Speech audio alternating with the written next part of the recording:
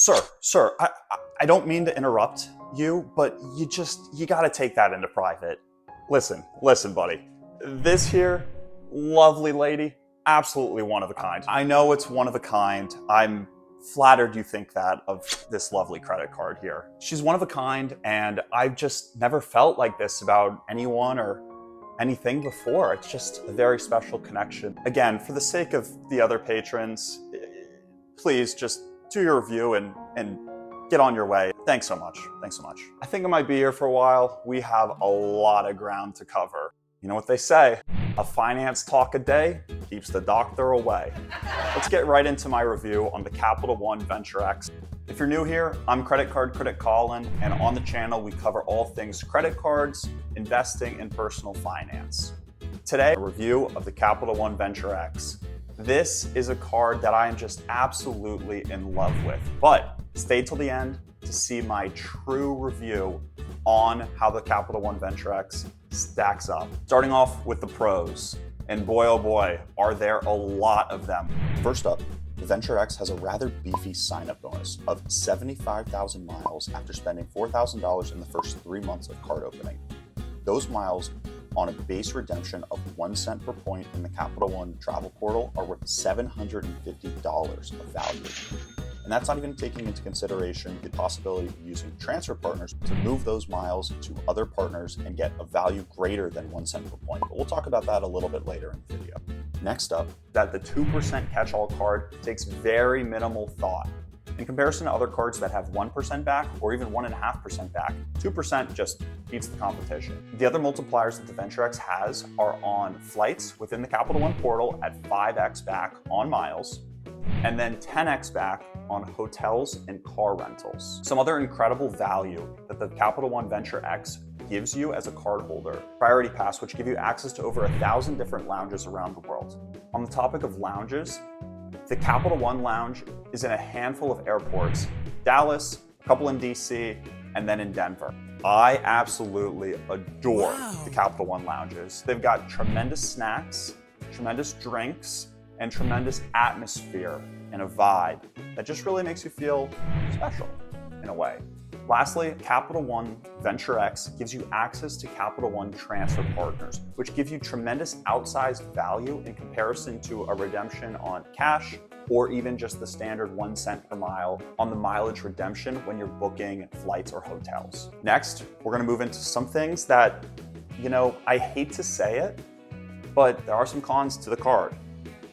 Not many, but I can't just give my schmoopy poo 10 out of 10. I mean, who knows? We'll see what the review is. But the Capital One Venture X has a $395 annual fee, which on paper sounds like a lot, and it is.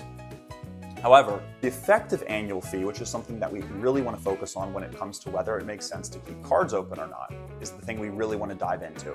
So every year on the card member anniversary, you get a $300 travel credit, which is redeemed directly within the Capital One portal for either flights or hotels. Secondly, you also get a 10,000 bonus of miles each year on that same date.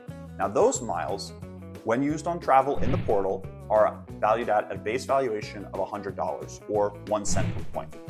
However, those miles can be used on redemptions with transfer partners where you get even more value. So at a minimum, you should be focusing on those miles being worth 1 cent per point, but really they can be worth anywhere up to 2 cents a point at a minimum. So that's another $200.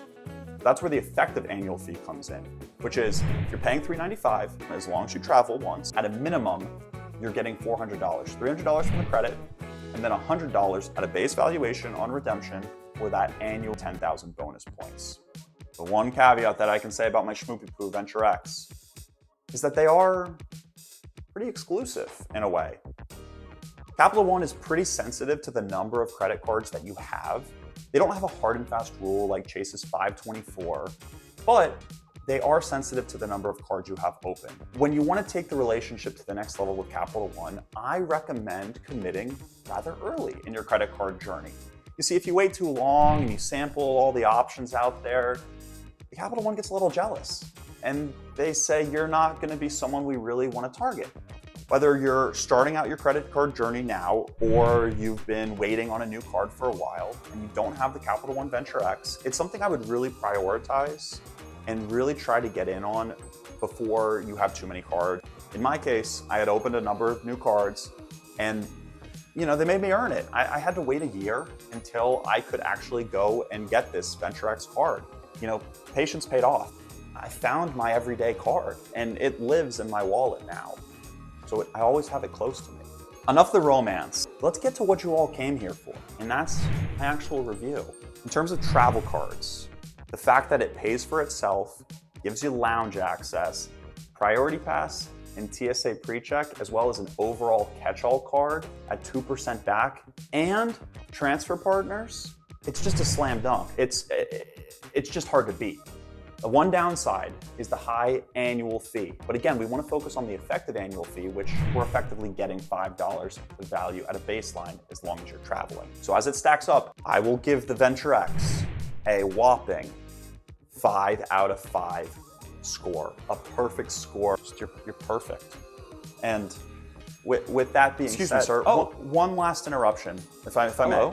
If you love the Venture X that much, you really need to check out this next video on how to actually redeem these miles. I'm open to trying. I mean, you hear the man. Let's go check out the next one.